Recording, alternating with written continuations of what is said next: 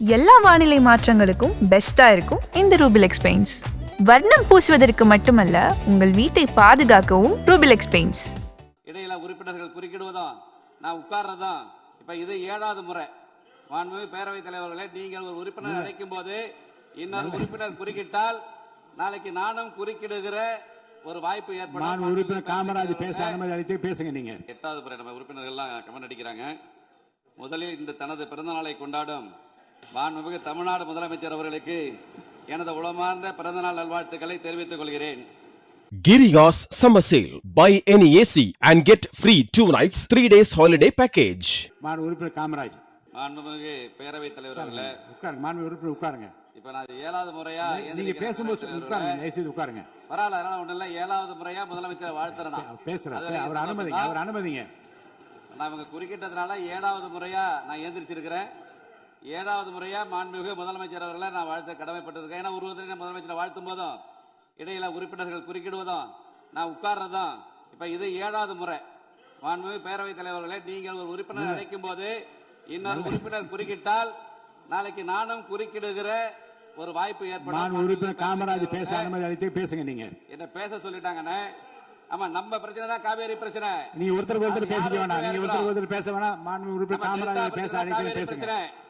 அவை முன்னவர் மாண்பு பேரவைத் தலைவர் அவர்களே, அவருடைய கட்சியின் சார்பாக மாண்பு தளவாய் சுந்தர் அவர்கள் விளக்கம் அளித்ததற்கு பிறகு மாறி மாறி எல்லோரும் பேச வேண்டும் என்று சொன்னால் அதற்கு கால அவகாசம் வேண்டும்.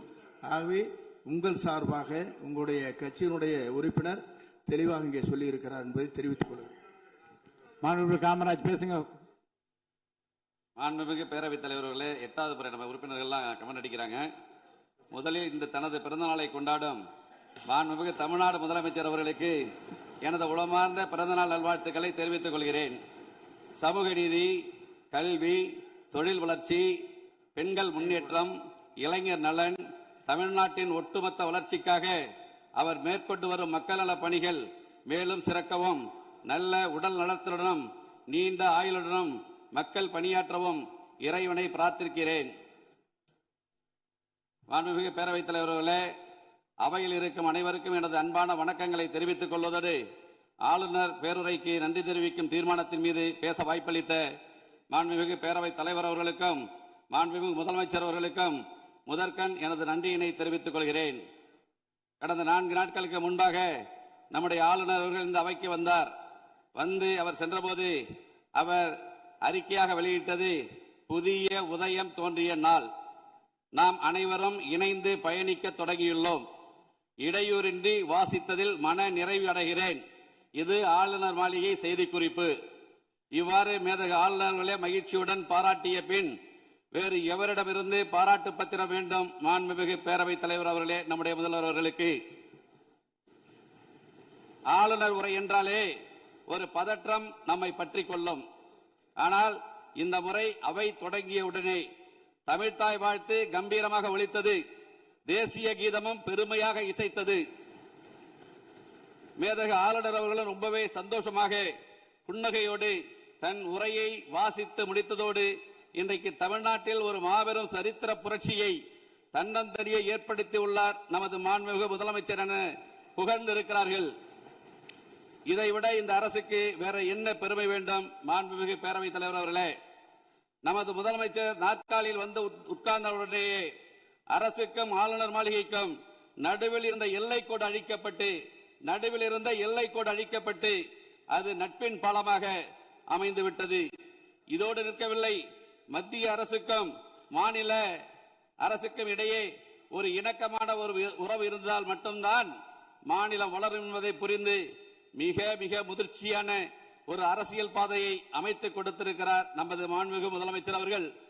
இதுதான் மற்ற தலைவர்களுக்கும் வழி நடத்த தெரிந்த நமது மாண்புமிகு முதலமைச்சர் அவர்களுக்கும் உள்ள வித்தியாசம் என்பதை இந்த அவையில் நான் தெரிவித்துக் கொள்ள கடமைப்பட்டிருக்கிறேன். மாண்புமிகு பேரவைத் தலைவர்களே, 4 நிமிஷம் ரொம்ப கூட போயிட்டு பேரவைத் தலைவரே, 7 தடவை எழுந்திருக்க கொஞ்சம் குறைச்சிங்க. மேல 4 நிமிஷம் 17 நிமிஷம் ஓடி வச்சு 8 தடவை எழுந்திருக்கிற மாண்புமிகு பேரவைத் தலைவர் 5 நிமிஷம் கூட அனுமதிக்கணும். மாண்புமிகு பேரவைத் தலைவர்களே, நம்பிக்கையில் சிறந்தது தன்னம்பிக்கை. தன்னால் எதையும் சாதிக்க முடியும் என்ற நம்பிக்கை தான் தன்னம்பிக்கை.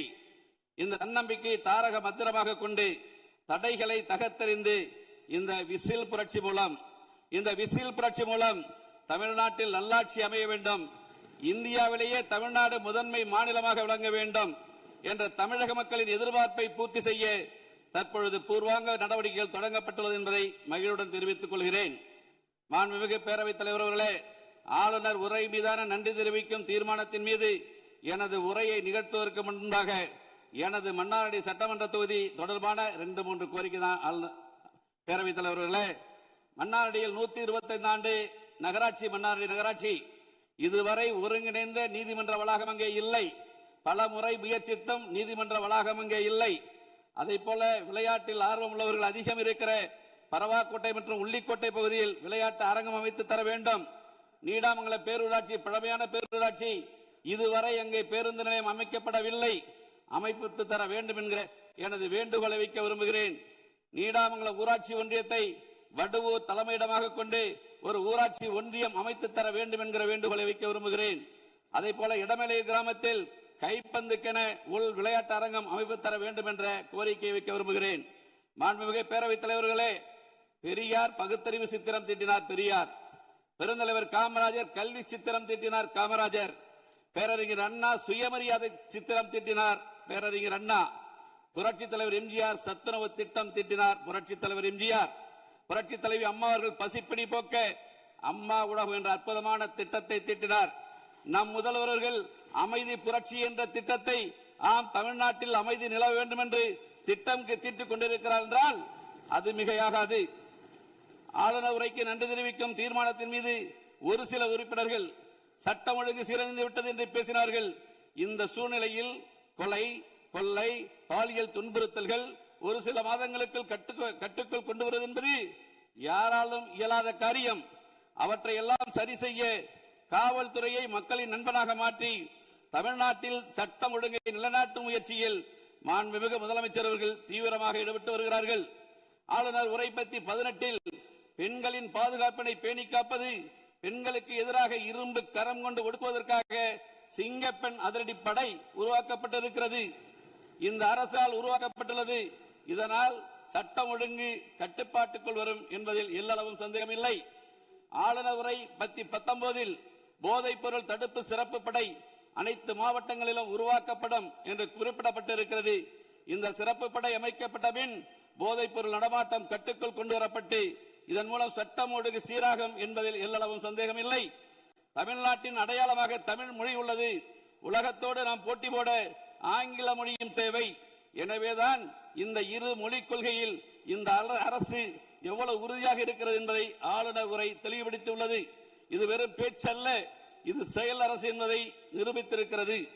தமிழ்நாட்டின் நிதி சுமை குறித்து வெள்ளை அறிக்கை வெளியிட்டுள்ள இந்த அரசு அரசின் வருவாயை பெருக்குவதும் திசை மாறி சென்ற அரசு வருவாயை அரசின் கருவூலத்திற்கு எடுத்துச் செல்லும் வகையிலும் மதுபான உற்பத்தியாளர்கள் மீது கூடுதல் சிறப்பு கட்டணம் விதித்துள்ளது உண்மையிலேயே வரவேற்கத்தக்கது.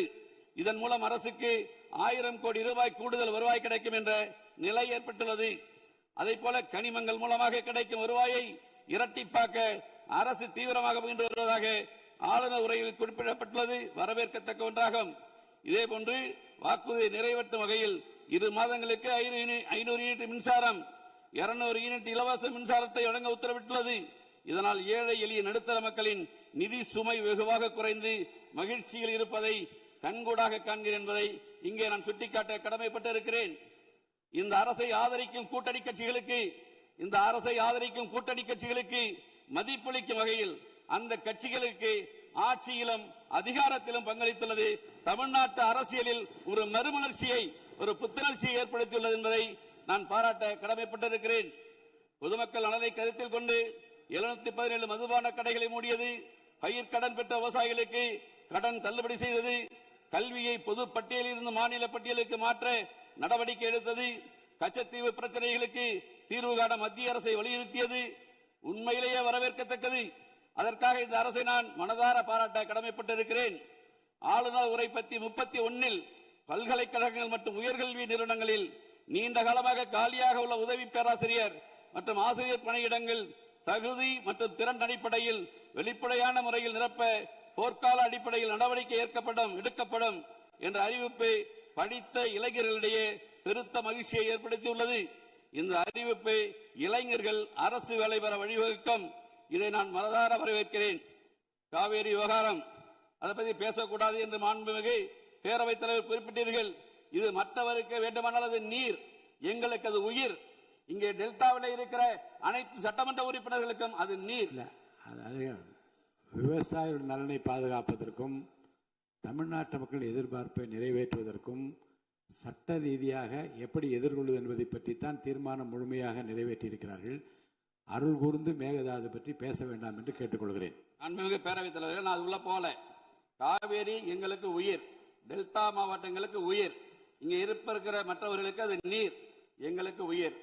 மாடு கட்டி போரடித்தால் மாளாது என்று சொல்லி யானை கட்டி போரடித்த எங்கள் பகுதி, சோழ வளநாடு இந்த நாட்டிற்கே சோறு போட்டது என்று கூறிய பகுதி எங்கள் பகுதி.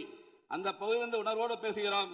கர்நாடகா இந்த விஷயத்தில் ஒற்றுமையாக இருக்கும் போது தமிழ்நாட்டில் இருக்கிற நம்முடைய மக்கள் பிரதிநிதிகள் ஒற்றுமையாக இருக்க வேண்டும் என்கிற வேண்டுகோளைத்தான் நான் இங்கே வைக்க விரும்புகிறேன். அதற்குள் நான் செல்ல விரும்பவில்லை. எனக்கு பேச வேண்டிய டயத்துக்கு பிறகு 8 தடவை நான் எழுந்திருச்சிருக்கேன். அதனால நான் அதுக்குள்ள போகல என்பதை வலியுறுத்தி கேட்டுக்கொண்டு, நல்ல வல்லுநர்களை கொண்டு இங்கே பேசிய ஒருமித்த கருத்தோடு அந்த தீர்மானத்தை, அந்த முதலமைச்சர் கொண்டு வந்த சிறப்பு வாய்ந்த தனி தீர்மானத்தை நல்ல வல்லுநர்களை கொண்டு சிறப்போடு நாம் அதை ஏற்க வேண்டும் என்கிற வேண்டுகோளை மட்டும் வைத்து அதற்குள் நான் நுழைய விரும்பவில்லை. ஆளுநர் உரை பற்றி 32 காவேரியில் தமிழ்நாட்டிற்குள்ள உரிமையை உரிய காலத்தில் பெற நடவடிக்கை எடுக்கப்படும் என்ற அறிவிப்பு பாராட்டுக்குரியது. நிலத்தடி நீர்மட்டத்தை உயர்த்தவும் மழை காலங்களில் ஒரு நீரை சேமிக்கவும் ஏதுவாக ஏரிகள் மற்றும் குளங்கள் பராமரிப்பு திட்டம் ஒவ்வொரு ஆண்டும் செயல்படுத்தப்படும் என்று ஆளுநர் உரையில் அறிவிக்கப்பட்டுள்ளது மிகுந்த மகிழ்ச்சி அளிக்கிறது. இதற்காக இந்த அரசை நான் பாராட்ட கடமைப்பட்டிருக்கிறேன். இதேபோன்று கடலுக்கு செல்கிற நீரை தடுக்க வகையிலும் மழை நீரை சேமிக்கும் வகையிலும் தேவையான இடங்களில் தடுப்பணைகள் கட்ட நடவடிக்கை எடுக்கப்படும் என்ற அறிவிப்பு உண்மையிலே வரவேற்கத்தக்கது.